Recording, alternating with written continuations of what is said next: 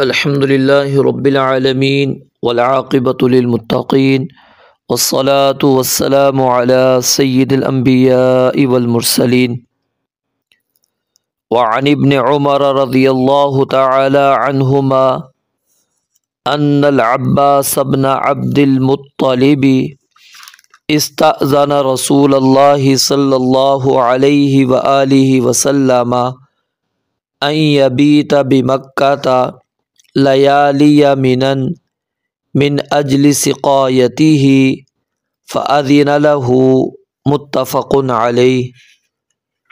سیدنا عبداللہ ابن عمر رضی اللہ تعالی عنہما سے روایت ہے کہ بے شک سیدنا عباس بن عبد المطلب رضی اللہ تعالی عنہ نے استأذن اجازت طلب کی رسول اللہ صلی اللہ علیہ وآلہ وسلم سے ان یبیت بمکہ۔ سیدنا عبداللہ بن عباس رضی اللہ تعالیٰ عنہ نے کس چیز کے بارے میں اجازت طلب کی؟ ان یبیت کہ وہ رات بسر کریں، رات گزاریں، بمکہ مکہ میں، لیالی منا کی راتوں میں۔ مینا کی راتوں سے مراد کیا ہے؟ ذی الحج کی 11، 12 اور 13، یعنی 11ویں، 12ویں اور 13ویں جو راتیں ہیں وہ مینا کے اندر ہی حاجیوں کو گزارنی ہوتی ہے۔ تو اس کے بارے میں انہوں نے اجازت طلب کی کہ وہ مینا والی راتیں مکہ میں گزارنا چاہتے ہیں۔ وجہ کیا ہے؟ من اجل سقایتہ، تاکہ وہ آب زمزم پلا سکیں، کیونکہ سیدنا عباس بن عبد المطلب رضی اللہ تعالی عنہ ان کی یہ ذمہ داری تھی کہ وہ زمزم کا پانی کھینچ کر حوض بھر لیا کرتے تھے اور پھر لوگوں کو پانی پلایا کرتے تھے، تو یہ سقایا کی ذمہ داری ان کے پاس موجود تھی۔ من اجل سقایتہ، پانی پلانے کی وجہ سے۔ فأذن له، تو رسول اللہ صلی اللہ علیہ وآلہ وسلم نے ان کو اجازت دے دی۔ متفق علیہ، یہ بخاری اور مسلم کی روایت ہے۔ اس حدیث کا جو قصہ ہے وہ کیا ہے کہ سیدنا عباس بن عبد المطلب رضی اللہ تعالی عنہ حاجیوں کو زمزم پانی پلانے کے ذمہ دار تھے، کیونکہ نبی مکرم علیہ السلام نے سقایا کی جو ذمہ داری ہے وہ قریش کے سپرد کی تھی، اور اس موقع پر یہ ذمہ داری سیدنا عباس بن عبد المطلب رضی اللہ تعالی عنہ کے ذمے تھی۔ اس حدیث مبارکہ میں جو مسئلہ موجود ہے وہ کیا ہے؟ مینا کے اندر رات گزارنا۔ مینا کے اندر رات گزارنا، جو ایام مینا ہیں ان کی راتیں مینا ہی میں گزارنا مشروع ہے۔ اور وہ کون سی راتیں ہیں؟ 11، 12 اور 13 کی راتیں۔ اس بات پر علماء کا اتفاق ہے، البتہ اختلاف اس کے وجوب کے اندر ہے کہ کیا یہ راتیں گزارنا مینا کے اندر واجب ہے، یا پھر کوئی اگر اس کو چھوڑ دیتا ہے، مینا میں راتیں نہیں گزارتا، تو اس کے اوپر دم واجب ہوگا، فدیہ واجب ہوگا یا نہیں واجب ہوگا۔ تو بعض علماء نے مینا کے قیام کو واجب قرار دیا ہے۔ دلیل کیا ہے کہ رسول اللہ صلی اللہ علیہ وآلہ وسلم نے یہ راتیں مینا کے اندر ہی گزاری ہیں۔ اور دوسری جو حدیث مبارکہ ابھی آپ نے پڑھی، اس میں سیدنا عباس بن عبد المطلب رضی اللہ تعالی عنہ نے آپ سے اجازت مانگی، تو ان کی دوسری دلیل یہ ہے کہ اگر یہ قیام واجب نہ ہوتا تو سیدنا عباس بن عبد المطلب رضی اللہ تعالی عنہ اجازت طلب نہ کرتے، وہ اجازت لینے کے محتاج ہی نہ ہوتے۔ اور تیسری دلیل کیا ہے کہ اللہ رب العالمین سورۃ البقرہ آیت نمبر 203 کے اندر ارشاد فرماتے ہیں وَاذْكُرُوا اللَّهَ فِي أَيَّامٍ مَّعْدُودَاتٍ، کہ اللہ تعالیٰ کو چند گنے ہوئے دنوں میں یاد کرو۔ تو ان چند دنوں کے اندر مراد کیا ہے؟ یہ ایام تشریق ہے، اور رات بھی اس کے اندر آتی ہے۔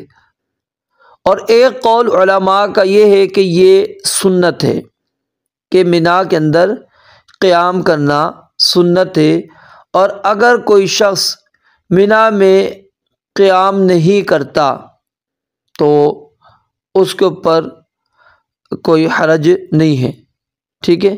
ایک قول کیا ہے وجوب کا تھا، اور ان کے دلائل میں نے آپ کے سامنے ذکر کر دیے، اور دوسرا قول کیا ہے سنت ہونے کا، اور یہ کہ منا میں قیام سے مراد کیا ہے اس کا غیر ہے، یعنی وہ کہتے ہیں اصل میں منا کے اندر قیام کیوں کرنا ہے، وہ آپ نے کنکریاں مارنی ہے جمرات کو، اور رات گزارنے کا ذکر وہ صرف عظیم تر ہونے کی وجہ سے کر دیا گیا ہے، اور اس کے اندر وہ ایک دلیل پیش کرتے ہیں جو کہ سنن ابو داود کی روایت ہے کہ بے شک طواف بیت اللہ اور صفا اور مروہ کی سعی اور رمی جمار جو ہے یہ اللہ تعالیٰ کا ذکر کرنے کے لیے مقرر کیے گئے ہیں۔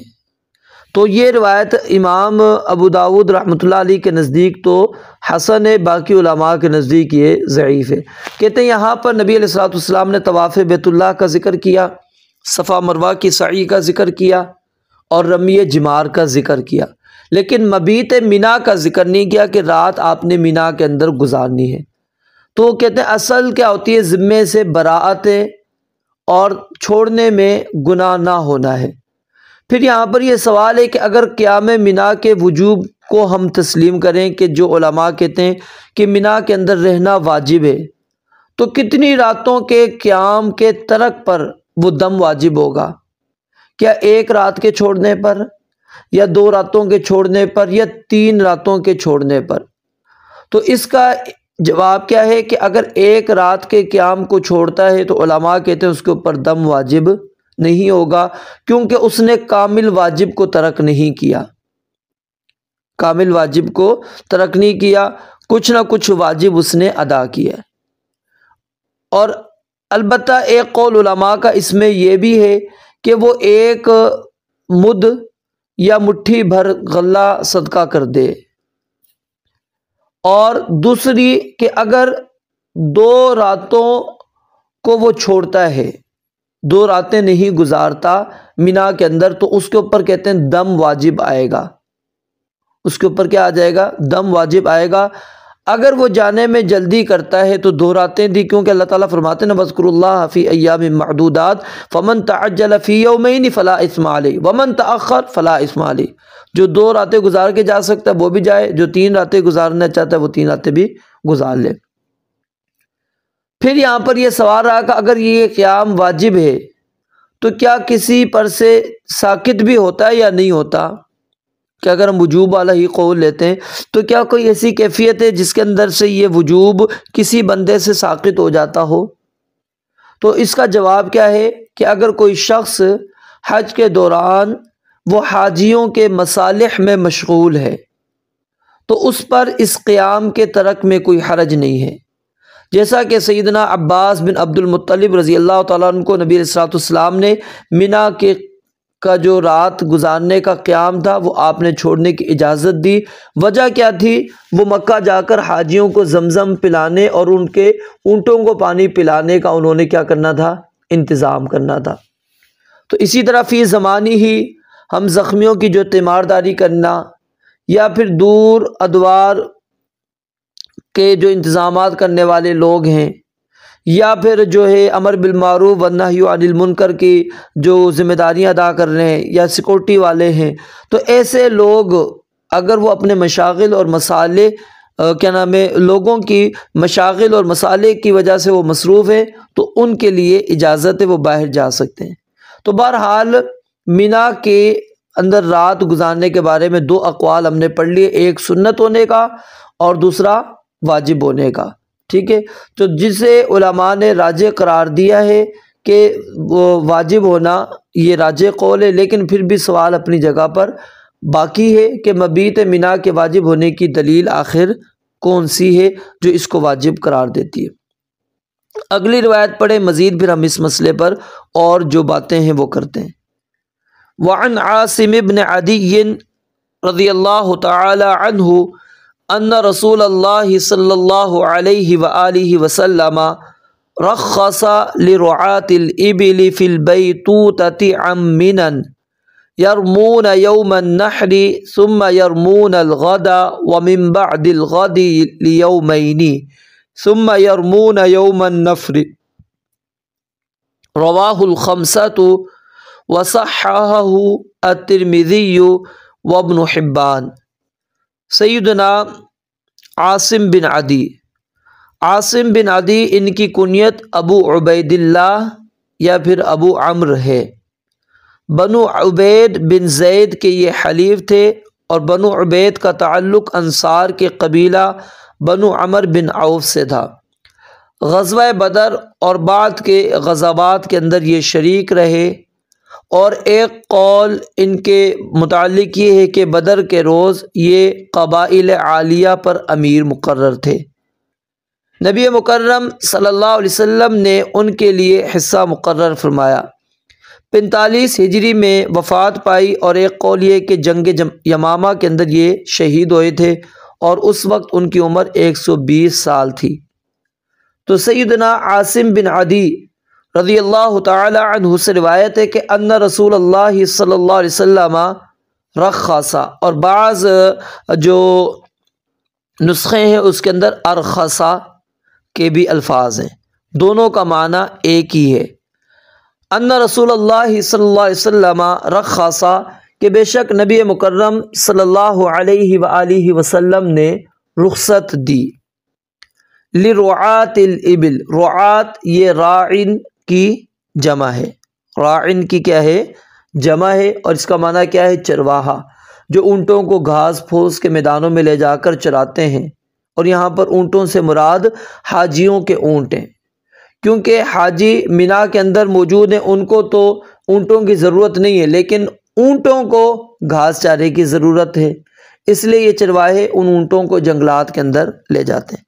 अन्ना रसूलुल्लाह सल्लल्लाहु अलैहि वसल्लम रख़्ख़सा, कि बेशक नबी मुकर्रम अलैहिस्सलाम ने रुख़्सत इनायत फरमाई लिरुआतिल इबिली, ऊँटों के चरवाहों के लिए, फिल बैतूतति अम मिनन, मिना से दूर रात गुजारने में, अन ये बुअद के माना में, दूरी के माना में, कि मिना से दूर रात गुजारने के बारे में आपने उनको इजाज़त दी।